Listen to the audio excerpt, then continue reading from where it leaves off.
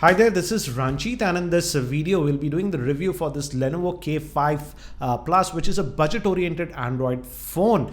And I have two K5 Plus. I'll let you know why I have this other one later on. And I have been testing this for last 3 odd weeks. With my secondary SIM, I used it for about 2.5 weeks, and with my primary SIM for about 5 days before producing this review. And I won't go in depth regarding the physical overview and the specs. You can see the specs on the side. I've covered all these aspects in my unboxing video, so you can check out that for more info. We'll directly jump between the pros and cons and what I feel about this device.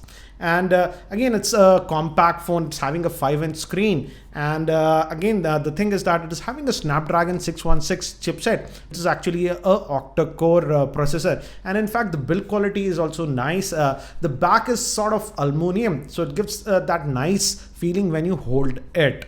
Let's jump between the pros and cons. And first, let me actually talk about the things that I do not like about this device. The first thing is that it is having that Dolby Atmos support. So I was expecting a lot, but again, if this is regarding the audio via the headphone jack, the audio from the headphone jack is just normal. There is that Dolby mode. If you enable that, just the bass gets increased, nothing extraordinary, I would say. In terms of clarity, I was expecting a lot more from the headphone jack, but again, considering the price, it's okay, I feel. Again, regarding the pricing, this handset is sold in India via Flipkart, and it sells for around 8,500. I'll have the links in the show notes for your reference.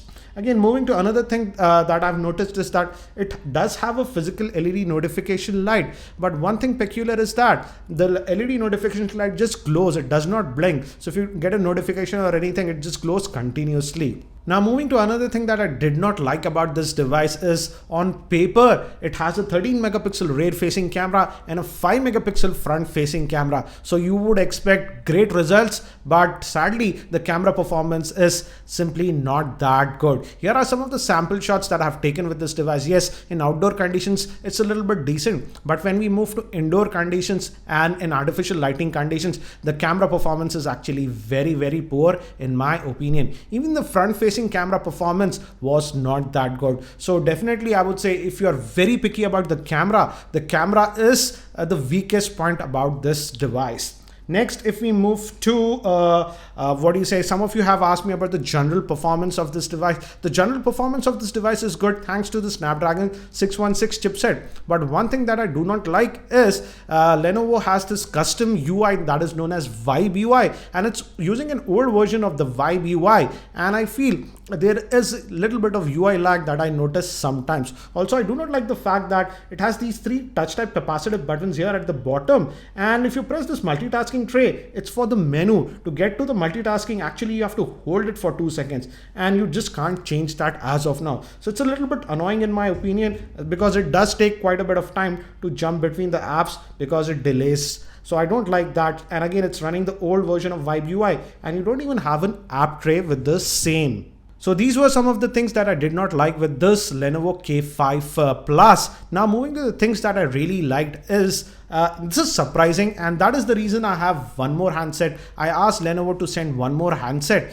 because I was getting actually very good battery life with this one. Though it has just a 2750 milliamp hour battery, the battery life is actually good. And I did test it on this other handset also, and the battery life was actually good. I could get a screen on time of around 4.5 hours with this device, as you can see with the screenshots. And even the surprising thing is that even on completely on mobile data, again, the screen on time was like that. So it could easily last for a full working day. So the battery life is actually really good, considering that it has just a 2750 milliamp hour battery. Now, moving to cellular quality, the cellular reception was also very good. I did not have any issues with that. And also the earpiece is loud and clear. Also, as it has this dual speakers at the back, even taking calls on the speakerphone was a good experience. Also, again, it says that it has that Dolby Atmos, and yes, on the back we have actually 2 speakers, and they are fairly loud, but for that Dolby effect, the speakers should have been on the front. They are on the back, so you get that effect, but it's not that great as we found on the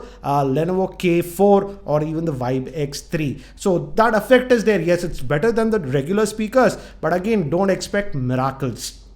Now, moving to one more thing that I really liked about this device was the gaming performance. The gaming performance was surprisingly very good, and it could even play heavy games without any issues. And also with gaming, it did not exhibit any overheating issues. Now, moving to another thing that I liked is the screen quality. It's a 1080p screen, hence the screen quality is good. It also can get fairly bright. It has all the sensors like auto brightness and stuff. So it's a pretty decent screen with good viewing angles, but I feel greens don't come accurately. Greens have a little bit of vibrancy, so they look a little bit artificial. But again, I am very picky about colors because I work with video. Normal people will not notice it. So for the price, it's a decent screen, but it's not 100% color accurate, I would say. Now, moving to one thing that I really liked about this device is that it has all the important sensors that you would expect. For example, it has the gyroscope sensor, proximity, auto brightness. Because it has the gyroscope sensor, you can also use it with VR headset, and in fact it does support the Lenovo Theater Max technology. So if you have that Lenovo VR headset, you can put that and get that VR experience. If you hold this power button for a couple of seconds, you get this VR menu. So that's a nice thing. So you can enjoy YouTube 360 videos also with this device. So that's a good thing. Now, moving to another thing that quite a few of you have asked me, what about any heating issues? The phone does tend to get a little bit warm while you charge, but that is sort of normal because it's having an aluminum back. Other phones also that have an aluminum back get warm while charging, like even the Galaxy S7 that I use and even the Nexus 6P. So that's normal. But one place that I noticed it gets slightly warm is when you're on mobile data and if you're browsing, the handset tends to get a bit warm. It's not very hot, but it certainly tends to get a little bit warm. So what do I feel about this Lenovo K5 Plus? Overall, I would say it's a very decent budget-oriented handset. The things that I really liked about this handset is the call quality, battery life, and also it's very good in gaming. And also the good thing is that it has all the important sensors and even a gyroscope sensor. But some of the things that I do not like is the very weak camera performance and slight lag in the UI. So overall, I would say it's a decent handset and I would give it an overall rating of about 7 out of 10. I've also posted a dedicated gaming review of this Lenovo K5 Plus. I'll have the link in the show notes so you can also check out that. I hope this video was helpful. Thanks for watching. This is Ranjit and I hope to see you in my next video.